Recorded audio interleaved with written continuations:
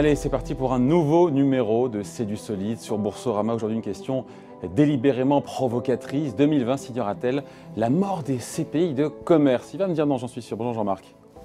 Bonjour David. Non, parce qu'il y a un sujet, il y a cette crise sanitaire qui échappe à personne, et on se dit, est-ce que c'est pas en train, subrepticement, d'accélérer les difficultés que connaissent certains commerces, pas tous les commerces, certains commerces, notamment quand on n'est pas en centre-ville. Enfin, vous me voyez venir. Je pense que le Covid, ça a été un effet révélateur des forces positives qui font qu'une certaine partie du commerce fonctionne bien. Et quand on est commerçant dans un centre-ville d'une grande métropole européenne, en France, je pense évidemment à Paris, mais aussi à Bordeaux, à Lyon, à Nantes, c'est des villes importantes qui profitent d'un phénomène de métropolisation, c'est-à-dire de plus en plus de gens qui viennent habiter, de plus en plus d'administrations qui se développent, de plus en plus d'entreprises et de plus en plus de tourisme. On voit bien que ce Covid a illustré une des forces du commerce, c'est d'être de proximité. Ce qui a fonctionné pendant le Covid et ce qui illustre cette force de la proximité, c'est les commerces qui étaient nécessaires à la vie des gens, c'est-à-dire l'alimentaire, c'est-à-dire par exemple les pharmacies. Et le commerce aujourd'hui vit une évolution avec cette proximité qui fait mieux que de lutter contre le e-commerce. Alors, évidemment, il y a une partie du commerce qui reste délicate, celle surtout qui est située dans les villes de taille moyenne, en centre-ville ou en proximité. En revanche, le commerce de métropole, de centre-ville, fonctionne très bien grâce à la proximité et continue de se développer. Même avec le besoin de verre, justement, de celles et ceux qui disent aujourd'hui, nous, avec le télétravail, on est prêt à aller vivre plus loin, justement, à avoir des plus grands espaces, des maisons, des jardins, et donc... Je ne pense pas que le mouvement très puissant qui existe depuis le milieu du 19e siècle cesse à cause du Covid, et ce mouvement très puissant, c'est le phénomène de métropolisation. Il suffit de regarder, par exemple, les progressions de population de Bordeaux, c'est parfois de 2 chiffres d'une année à l'autre. C'est un phénomène qui est très puissant.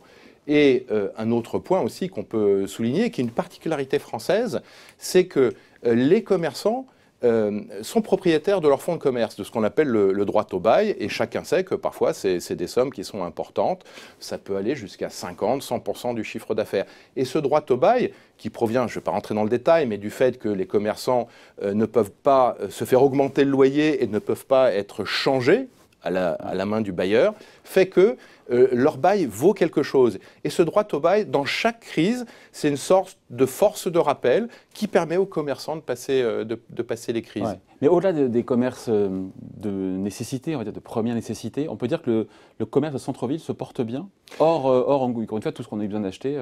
Le commerce de centre-ville se porte bien dans les grandes métropoles, et dans le centre-ville. Je vais vous donner quelques exemples. Par exemple, aujourd'hui, on a de moins en moins de voitures. Donc c'est très compliqué d'aller dans une grande enseigne suédoise pour acheter des étagères. C'est cette grande enseigne suédoise qui vient... Cette grande enseigne suédoise, je cherche. Oui, alors ça commence par I et ça termine par A, et ça a 4 lettres. Et donc c'est cette enseigne qui vient s'installer dans Paris. Ouais, c'est vrai, ça. Autre exemple, les commerces alimentaires de proximité, les grandes enseignes que sont Carrefour, Casino, Auchan, se font une guerre de tranchées pour multiplier ces espaces commerciaux d'alimentaires de proximité. Les restaurants, il faut savoir que les restaurants, il y a eu ces 5 dernières années 700 nouveaux restaurants, troquets, bars qui ont été créés à Paris. Personne ne le sait. C'est aussi sans doute un besoin. Combien enfermés aussi, on peut dire, ces cas-là? C'est un chiffre net. Ah, chiffre net. C'est un chiffre net. Il m'a eu. Donc pour vous, les attraits du commerce de proximité à la fois sont une réalité les chiffres ne mentent pas. Et ancrés dans la durée, même s'il ne faut pas nier non plus qu'il y a des commerces qui vont souffrir, mais pas dans les centres-villes des grandes métropoles. Le commerce, il y a des forces qui sont des forces négatives, des forces qui sont positives. Les forces négatives, on les connaît, c'est des forces conjoncturelles, donc c'est ce qu'on a connu avec les fermetures administratives, mais c'est limité dans le temps. Il y a évidemment le e-commerce, qui est plutôt quelque chose qui s'inscrit dans la durée, mais il y a des forces positives, et les forces positives, c'est la métropolisation, c'est le fait qu'on n'a plus de voitures, c'est le fait qu'on vieillit, et c'est le fait aussi qu'on a besoin d'avoir des échanges en complément des réseaux sociaux, et qu'on a besoin d'aller dans les restaurants pour se retrouver. Commerce de centre-ville dans les métropoles, encore une fois. Et les chiffres ne mentent pas. Le nombre de commerces à Paris augmente. Ouais. Et dans les grandes métropoles régionales aussi. Ouais. Donc on y revient, l'emplacement, comme toujours. L'immobilier, 3 règles, 1 l'emplacement, 2 l'emplacement, 3 l'emplacement. C'est un des basiques. Donc ceux qui nous prophétisent 2020 la mort des CPI de commerce, vous dites... Je pense qu'ils se trompent. Hein, pour tout ce qu'on vient de dire jusqu'à présent. Oui, et sans doute encore d'autres choses.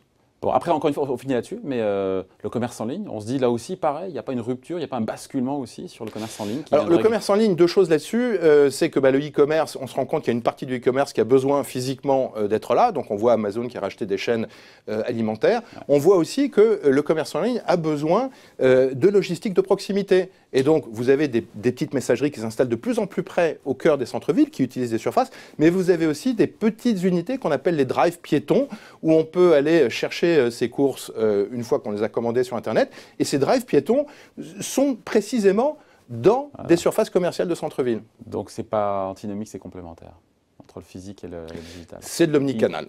De l'omnicanal, un nouveau mot. Allez, merci beaucoup. Merci Jean-Marc, et rendez-vous la semaine prochaine pour un nouveau numéro de C'est du solide sur Boursorama.